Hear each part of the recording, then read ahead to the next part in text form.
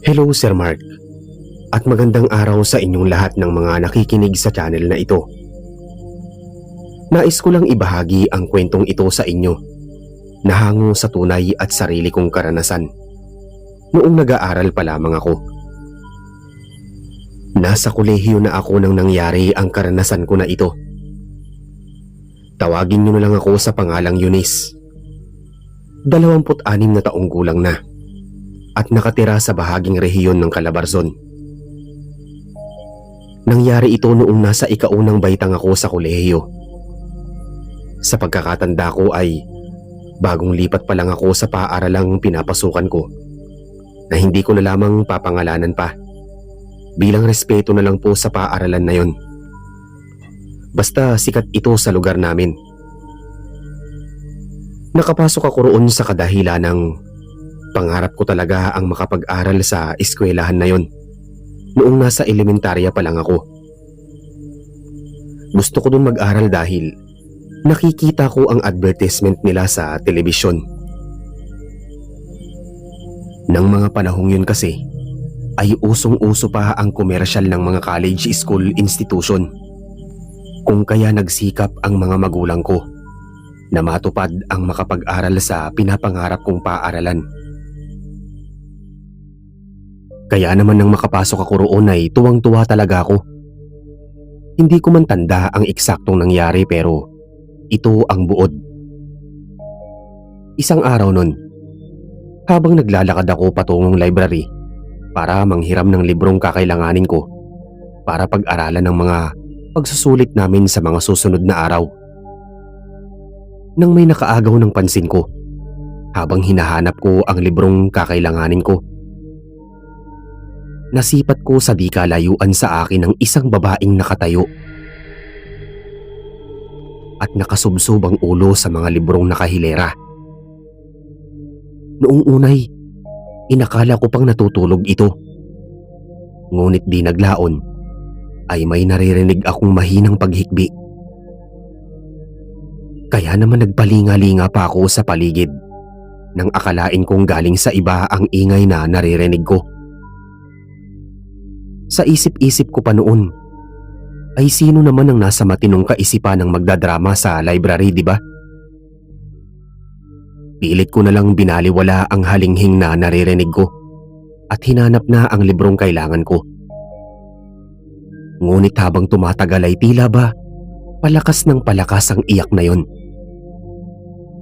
Nang sipatin ko ulit ng tingin ng babaeng nakita ko kanina, di kalayuan sa akin, ay laking pagtataka ko nang wala na ito doon. Hindi ko man lang siya naramdamang umalis. Maging ang mga yapak niya ay hindi ko narinig. Sa paghahanap ko ay napaatras na ako sa kinapipwestuhan ng babae kanina nang bigla akong napatigil dahil sa kakaibang likidong naapakan ko. Nakamuntikan ko pang ikadulas. Napakunot pa ang noo ko nang titigan ko yung mabuti, lalo na nang makita kong kulay pula at malagkit ang likido na yon. Dahil sa kuryosidad ay sinalat ko yun ng daliri ko at tinignan maigi kung tama ba ang nasa isipan ko. Agaran akong binalot ng kaba nang mapagtanto kong hindi nga ako nagkakamali. Dugo nga ang likidong naapakan ko. Mabilis akong nagpalinga-linga sa paligid para hanapin ang babaeng kanina lang ay nakapwesto sa kinaroroonan ko. Nang hindi ko siya makita ay saglit ko pa itong hinanap sa ibang parte ng library. Habang hinahanap ko ang babae, ay hindi pa rin mawala sa pandinig ko ang halinghing ng iyak na naririnig ko na mas lalong nagpapalakas ng takot sa dibdib ko. Ilang sandali pa ay natigilan ako sa paglalakad nang makita ko ang babaeng nasa may madilim na parte ng library. Nang masipat ko ang puting palda nito na nanlilimahid sa dugo, ay biglang sumikdo ang pag-aalala sa akin at dali-dali kong nilapitan ng babae. Nakatalikod kasi ito habang nakatuon ng atensyon sa pagtitingin ng libro.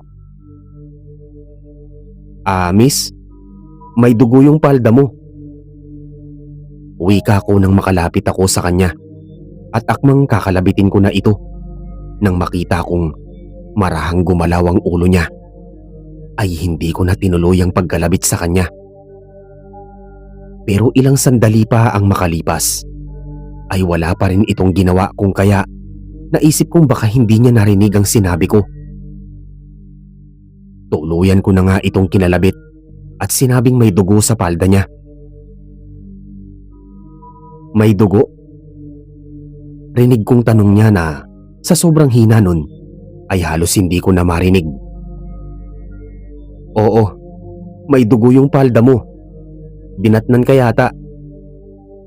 Sambit ko at muling tinignan ang palda ng babae. Sa tanang buhay ko ay masasabi kong yun na ang malaking pagkakamaling nagawa ko. Sa maniwala man kasi kayo o hindi, mga kasandata, nakita ko lang naman kasi ang sandamakmak na dugong dumadaloy sa sahig na nagmumula sa masilang parte ng pagkababae niya. Nang mga sandaling yun ay parabang bigla akong sinikmuraan dahil sa takot na nararamdaman ko. Ang kaninang mahinang pag-iyak na naririnig ko ay bigla na lang itong lumakas na talagang nagpapintig ng tenga ko. Rinig na rinig kong nagmumula yun sa babaeng nasa harapan ko. Sa sobrang takot na nararamdaman ko ay hindi mo magawang tignan ulit ang babae. Tila ba napako bigla ang paningin ko sa dugong nakikita ko. Bakit? Bakit may dugo?" Paulit-ulit at mariing tanong ng babae na mababakas ang hinanakit sa kanyang boses. Dahil nilukuban na ako ng takot ng mga sandaling yun, kung kaya hindi na ako nakasagot pa. Nanginginig ang mga paang marahan akong napaatras. Pilit ko pang pinipikit ang mga mata ko, ngunit sa hindi ko malamang dahilan ay hindi ko yun magawang ipikit ng matagal. Ilang saglit pa ay naramdaman ko ang pagkilos ng babae. Dahan-dahan itong lumingon paharap sa akin na mas lalong nagpatindig ng takot na nararamdaman ko. Sa hindi malamang dahilan, tila ba may kung anong puwersa ang nagtulak sa akin para tignan ng babae. Maluha-luha ako ng mga oras na yon at hindi ko na alam kung ano ang gagawin ko. Lalo na nang tuluyan ko nang makita ang muka ng babae. Tumambad sa akin ang nakakatakot at nakakapangilabot nitong muka na napakaraming pasa na animoy binugbog. Habang walang tigil ang pagtulo ng mga luha sa kanyang mga mata. Pero ganun pa man ay grabing takot pa rin ang nararamdaman ko na nagpanginig talaga sa buong katawan ko. Iha? Iha? Ayos ka lang ba? At kanina ka pa dyan tulala?" Rinig kong wika ng babaeng nasa harapan ko. Saka lang ako nabalik sa ulirat nang biglang may yumugyog sa balikat ko at nakita ko ang isang guro. Bakas sa mukha niya ang pagtataka at mabilis akong tinanong kung ano ang nangyayari sa akin. Hindi ko na nagawa pang sumagot sa tanong niya at nagmadali na lang akong tumakbo papalabas ng library. Hindi ko na nga nakuha pa ang librong hinahanap ko. Nang araw na yun ay naging balisa ako at hindi ako mapalagay sa silid namin. Hindi pa rin mawala sa akin ang takot na baka magpakita ulit ang babae sa library. Pilitin ko mang ipagsawalang bahala ang mga nangyari ay hindi ko magawa. Nagbigay talaga yun ng grabing takot at kaba sa akin. Kinahaponan, diretso na akong umuwi sa bahay namin para makapagpahinga. Hindi na ako sumama pa sa mga kaklase kong nag-ayang maglaro ng volleyball sa court mismo ng paaralang yon. Ni isa ay wala din akong pinagsabihan sa mga nangyari. Sinarili ko lang ito at natatakot ako na kapag isipin ng iba ay gumagawa-gawa lang ako ng kwento o di naman kaya ay nasisiraan na ako ng bait. Kinagabihan ay napagpasyahan kong mag-review para sa pagsusulit namin sa susunod na araw. Kalmado na ako ng mga sandaling yun. Kahit na panakanak ako pa rin na naiisip ang babae sa library. Habang nag-aaral ako ay unti-unti akong nakaramdam ng antok at pananakit ng batok. Bigat na bigat ako sa mga mata ko na parabang anumang oras ay kusa na itong pipikit dahil sa kaantukan. Nang sa hindi ko na nga napigilan pa ang antok na nararamdaman ko at hindi ko na namalayan na nakatulog na pala ako sa kinauupuan ko. Habang nasa kasarapan ako ng pagtulog, ay bigla na lang akong naalimpungatan at nagising dahil sa kakaibang ingay na naririnig ko. Ingay ng mga taong nagbubulungan at nagtatawanan na ipinagtaka ko naman. Nang idilat ko ang mga mata ko ay laking pagtataka ko nang nasa loob na ako ng library. Kasama ko ang mga kaklase kong gumagawa ng report. Inilibot ko pa ang paningin ko sa paligid at talagang nasa library ako. Nakita ko pang sumenyas ang kaklase ko na huwag maingay nang tangkain kong magsalita at magtatanong na sana kung bakit ako naroroon ng mga sandaling yun. Nang bigla na naman akong nakatulog. Paggising ko, gabi na at wala nang katao-tao sa paligid ko. Saglit ko pang hinanap ang mga kaklase ko ng tingin. Pero napakamot na lang ako sa aking ulo. Nang ni isa sa kanila ay hindi ko na nakita. Wala man lang gumising sa akin. Sabi ko pa sa aking sarili. Nang makita ko ang mga kagamitan ko sa tabi ng upuan, ay mabilis ko na itong niligpit at lumabas na ako ng library para magmasid-masid. Sa pagmamasid ko ay napansin ko na nag-iba din ang itsura ng gusali na yon. Tila naging haunted ang itsura ng gusali sa hindi ko malaman na dahilan. Gulong-gulo at takang-taka ako ng mga oras na yon.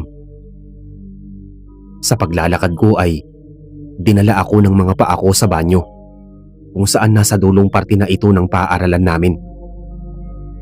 Doon ay may nakita akong isang tao. Sa pagkakatanda ko ay isa siyang lalaki at nakatalikod ito sa akin. Lumapit ako para humingi ng tulong. Ngunit nakailang tawag ako sa kanya pero para bang hindi niya ako naririnig at hindi din siya kumikibo. "Tulong po, tulungan niyo ko. Naliligaw ata ako." Sambit ko sa kanya ng paulit-ulit. Unti-unti na kasi akong binabalot ng takot ng mga sandaling yun. Nang makalapit ako sa lalaki ay tinapik ko na din ito para mapansin niya ako. Subalit, hindi pa rin ito kumikibo. Maidagdag ko nga palang ang banyong kinaroroonan ko ang tanging mga kandilang kulay pula ang nagbibigay ng liwanag doon.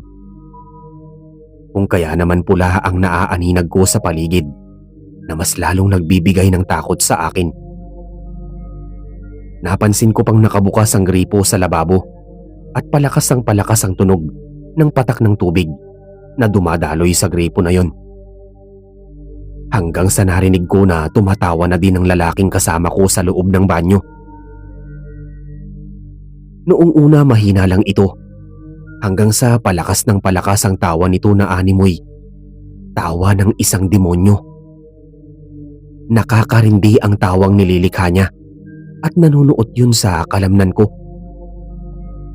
Dala ng sobrang takot kaya siguro ako nagkaroon ng lakas ng loob umalis at tumakbo palayo sa lugar na yon.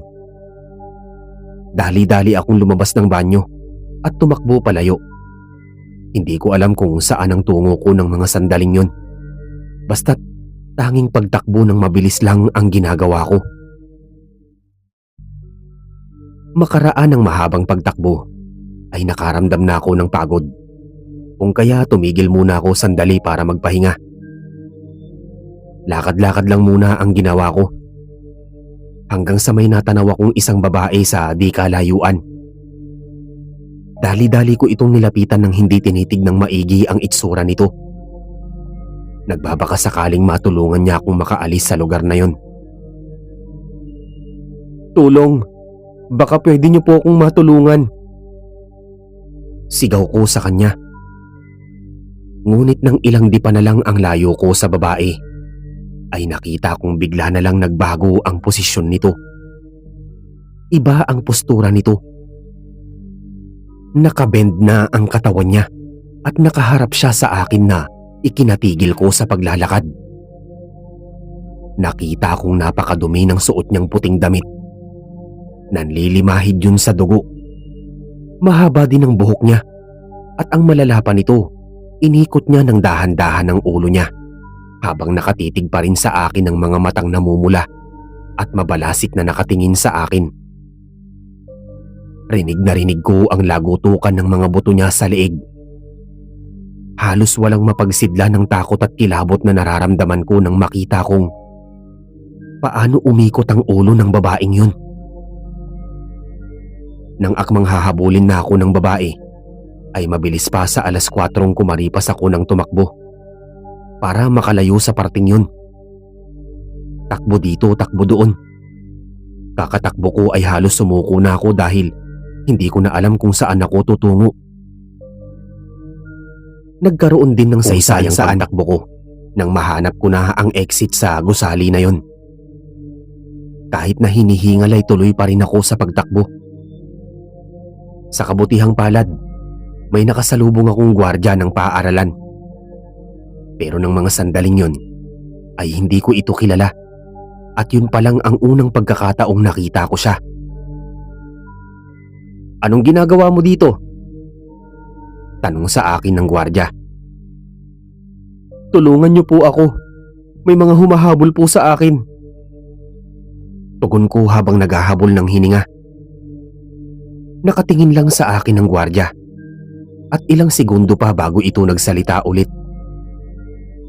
"Halika, ihahatid na kita sa labasan." Wika niya sa akin. Ngunit ng mga sandaling yun ay hindi ko alam kung magtitiwala ba ako sa kanya. Pero siya na lang ang pag-asa ko kaya sinundan ko na lang siya at sabay sabing, "Salamat po." Hindi naman ako nakarinig ng tugon mula sa kanya, kung kaya sinusundan ko lang ito. Napansin kong alerto din siya sa paligid, kung kaya nahihinuha kong alam niya ang mga nangyayari. Sigurado ako dun.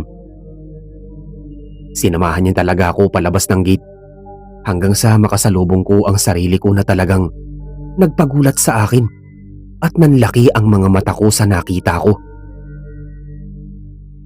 Tama, hindi ako nagkakamali at sarili ko ang nasa harapan ko. Malaki ang pagkakangisi nito na animoy anumang oras ay handa itong pumatay. "Ako na bahala dito, iha. Sige na, alis na." Hinaharang ito ng gwardiya at sabay kasunod noon ay sinabihan akong tumakbo ng mabilis papalayo sa paaralang yun. Tanging pagtango na lang ang nagawa ko at mabilis na sinunod ang sinabi ng lalaki sa akin. Sa totoo lang si Kuyang Guard lang ang hindi ko maalala ang itsura. Malabo ang mukha ni Kuyang Guard sa vision ko. Di ko na din alam ang nangyari sa kanilang dalawa pero sobrang pasasalamat ko kay Kuyang Guard. Kung hindi dahil sa kanya, hindi ko mahahanap ang gate palabas. Habang tumatakbo ako ay muli ko pang nilingon ang kinaroroonan ng gwardyang tumulong sa akin at nakita kong nakatanaw lang siya sa akin kasama ang babaeng kawangis ko. Saglit na napako ang paningin ko sa kanila dahil sa pagtataka. Inakala ko kasing maglalaban sila ngunit nagkamali ako. Nang sa walang ano-ano, kakatakbo ko, bigla akong natalisod. At nang tignan ko ang dinadaanan ko ay nakita kong bangin na ito. Wala sa sariling bigla akong nalaglag doon. Ramdam na ramdam ko ang pagkahulog ko sa bangin na talagang nagpatigil sa aking paghinga. Kasunod nun ay bigla na lang akong nagising mula sa pagkakatulog. Pagmulat ko ng aking mga mata ay mabilis akong napahawak sa dibdib ko. Grabe ang bilis ng tibok nun at naghahabol hininga ako. Nagpalinga-linga na rin ako sa paligid ko at nakita kong nasa loob na ako ng silid ko. Maging ang mga kagamitan ko sa pag-aaral ay nandoon din. Doon ko lang din napagtantong bangungot lang pala ang lahat. Pero para bang totoo ang mga pangyayaring yon, dahil ramdam na ramdam ko ang takot sa dibdib ko. Nasa edad 16 na taong gulang pa lamang ako nang nangyari yon. 10 taon na ang nakalipas ngunit hinding-hindi ko pa rin nakakalimutan. Makalipas nga ang 10 taon, ay naibahagi ko din ang katakot-takot na karanasan kong yun sa panaginip ko. Hanggang dito na lang po ang aking kwento, Sir Mark. Maraming salamat po sa pakikinig. Sana nagustuhan ninyo ang kwento na ibinahagi ko. God bless po sa inyo. Maraming salamat.